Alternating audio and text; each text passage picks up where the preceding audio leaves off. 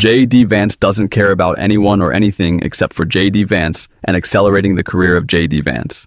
And sure, that has worked out in some ways for him, considering that he's the vice president of the United States. Although he does have to be Donald Trump's vice president and to have sold his soul and to have sold out his family. So I wouldn't exactly say it's gone perfect for J.D., because when you sell out everyone around you, eventually they don't want to be around you anymore. And that is what is happening to Vance with new reporting. A scandal exploding in his marriage after he just publicly attacked his wife. We're going to get into it all, and a lot more on J.D. But before we do, if I could quickly ask you to leave a like on this video, and if you haven't already, and you enjoy our channel, to hit that subscribe button, because it goes a long way in supporting our work.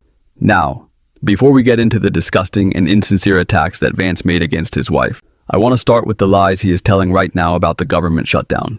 We have actually functions properly, and that's part of a testing regime. To be clear, we know that it does work properly, but you got to keep on top of it over time, and the president just wants to make sure that we do that. Mr. Vice President, Kelly Meyer with News Nation, and my dad was a pilot, so thank you for what you're doing to keep this guy safe. I wanted to ask you, I know you said that you're going to talk with folks on Capitol Hill after they open the government back up. If this keeps going on, would you consider getting everyone together like you did before the shutdown here at the White House to talk? And just quickly on nuclear, does the new testing make the world less safe? So I'm not going to answer. I've answered all the questions about nuclear testing that I'm going to answer. I want to talk about the government shutdown here, and I'd like to focus the questions there. But to your point, look, I've never said we're not going to talk to congressional Democrats until they reopen the government. What I've said is we are not going to give in on policy demands under the threat of hostage taking. I mean, if any moderate Democrat or any Democrat period from the United States Senate wants to come over, they're welcome to walk into these doors in an hour. I'm happy to talk to them about how to end the government shutdown, but it's actually very simple because there's a clean CR, as you heard from everybody, that would reopen the government. What we're also saying is that we're not going to allow anybody, Democrat or Republican, to effectively threaten any policy demand and to place that upon reopening the government. You don't reward hostage taking. If Democrats want to talk about healthcare policy, let's talk about healthcare policy. If they want to talk about tax policy, let's talk about tax policy. They don't get to come in here and say, you give us everything we want, or we're going to shut down the government and not pay our pilots and not pay our air traffic controllers. It's ridiculous, disgraceful, irresponsible behavior. There have got to be 5 more moderate Democrats in this entire city who are willing to work with us to reopen the government. I have to start with 2 things on this shutdown. The first is very clear and obvious, and we have known for the past 30 days of the shutdown, which is, this is the fault of Donald Trump and Republicans. These are people who said that they had won a sweeping mandate in 2024, that it was the biggest electoral victory ever, that the culture had changed. People were more conservative, telling us this lie that we knew wasn't true. And now that they're in power, they don't really have that much power. Not only because Donald Trump is weak and ineffective, but because their policies are universally hated. The other thing that's important to point out is that we've seen this lie all week that Republicans have used to justify this shutdown and their attacks on food assistance. The tens of millions of Americans rely on it across the country. And it's that people are using SNAP benefits to buy cookies or to buy soda, and that's a waste of your tax dollars. It's not. People should be allowed to have a cookie without fucking Republicans and conservatives losing their mind. That's not a crime. What is a crime is the billions that we waste on Israel, that we waste on Argentina, that we waste on Donald Trump's golfing trips. That is a waste of money. And I don't hear conservatives outraged about that. But JD certainly is, because he's disingenuous. And is that level of him being so disingenuous that is not only a problem for all of us, but Jen Psaki also pointed out a problem for his wife. J.D. Vance wants to be president more than anything else. Yeah. I always wonder what's going on in the mind of his wife. Like, Agreed. Are you okay? Please blink 4 times. Yes. We'll come over here. We'll save you. And that he's willing to do anything to get there. And that your whole iteration you just outlined, I mean, he's scarier in certain ways. He's smarter. In some ways. And he's young. Yeah. And ambitious. And ambitious. And agile in the sense that he is a chameleon who makes himself into whatever he thinks the audience wants to hear from him. Now, what's also true, though, is J.D. Vance is not, he's in some ways goodish on paper if you like what he believes in. I don't know. But I don't know that he can take the whole movement with him. No way. I don't think so either. There's no riz. It's got no riz. Now, I don't know that much about the personal feelings of Usha Vance, She usually just seems tired and sad and angry. But what I can certainly say is she deserves this. Like, I don't have any sympathy for someone who signed up for the J.D. Vance experience, signed up for the Trump administration. If she wants out, then take it. Like, I know. Like, Jen Psaki was like, oh, blink twice and we'll save you. I won't. Like, why do we have to care about the feelings of Usha Vance? Someone who has sold out her friends, her family, people like her. I don't know. Especially when her husband continues to make a mockery of her background, literally attacking her, which blew up in his face right here. Vance blasted as Hindu-phobic for wanting Usha to swap religions. Vice President J.D. Vance has been accused of hypocrisy and Hindu-phobia after declaring he wanted his wife to convert to Christianity.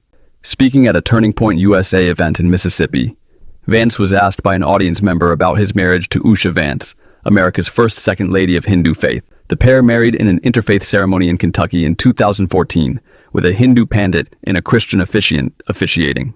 They now have 3 children who are being raised as Christians.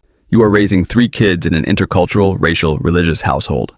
The woman in the audience asked the vice president during the event's questions and answers session, "How are you teaching your kids not to keep your religion ahead of their mother's religion?" Vince, who converted to Catholicism in 2019 as he was laying the groundwork for a political career, replied by saying that when he met Usha, "I would consider myself an agnostic or an atheist, and that's what I think she would have considered herself as well. Now, most Sundays, Usha will come with me to church," he added. "As I've told her and I've said publicly, and now I'll say in front of 10,000 of my closest friends, do I hope she will eventually somehow moved to be the same thing that I was moved by in church? Yeah, I honestly do wish that because I believe in the Christian gospel, and I hope my wife eventually will come to see it the same way." The vice president added that if Usha decided not to convert, then God says everyone has free will. But while Vance's remarks were met with applause from the MAGA Republicans and the Christian conservatives who make up much of Turning Point's base, he also faced backlash from other quarters. Times of India, the nation's 3rd biggest newspaper and the world's largest selling English-language daily, observed that Vance came across as Hindu-phobic. Yeah, of course. He's not going to care who he throws under the bus, who he alienates, who he attacks, because J.D. Vance doesn't have anything that grounds him. There are no real principles. He doesn't care about anything. He is willing to shapeshift into whatever you want. And that doesn't work when people see just how phony and weird you are, which is how all of us see J.D. Vance and the way that he is willing to throw his wife under the bus. Sure, it underscores the racism of MAGA, but it just also continues to tell us that J.D. Vance isn't a person that can be trusted. None of these people can be. And we need to make that very clear that while J.D. Vance is willing to put on a mask to cover up, or I guess, show his racism, we also have to point out that of those who are wearing masks to carry out their disgusting attacks. And Jasmine Crockett talked all about that right here. I said that what we were experiencing in this country felt like what I would imagine slave patrols to look like. And frankly, anybody that knows anything about slave patrols, this is exactly what it was like. We're talking about lawless people that are going around with no warrants or anything, and it's all about rounding people up and disappearing them. That is what's currently taking place. And interestingly enough, even though modern day policing was born out of slave patrols, when I was speaking with one of my friends who is a federal law enforcement officer, he told me that one of the things that he has observed is that the culture is created at the top. And when I think about it, it absolutely makes sense. If you have somebody at the top that will not tolerate the types of things that we're seeing, then maybe those under you won't do it. But we know that we have a racist at the top. He has called himself the head law enforcement agent in this country, and therefore everybody has decided that it is okay to take off their hoods and mask up as ICE agents.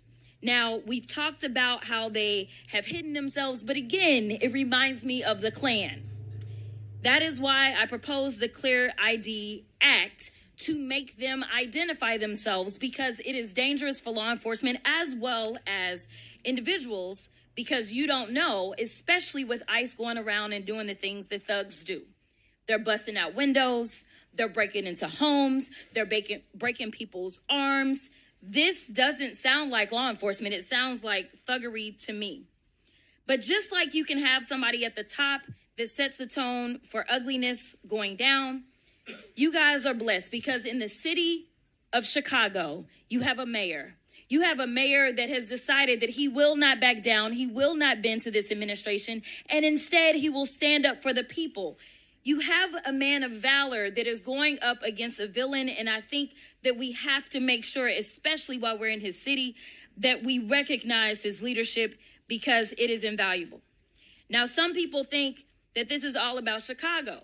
But I want people to understand that this cancer is infecting us everywhere. And if you don't think that it can come to your city, well, I've got news for you. You see, we've been talking about the cruel and unusual punishment that is in violation of the 8th Amendment that is being handed out. And honestly, it's a spit in the face of every American that we have an actual convicted felon that feels aggrieved to the extent that he feels like he's owed hundreds of millions of dollars when people are literally dying under our watch.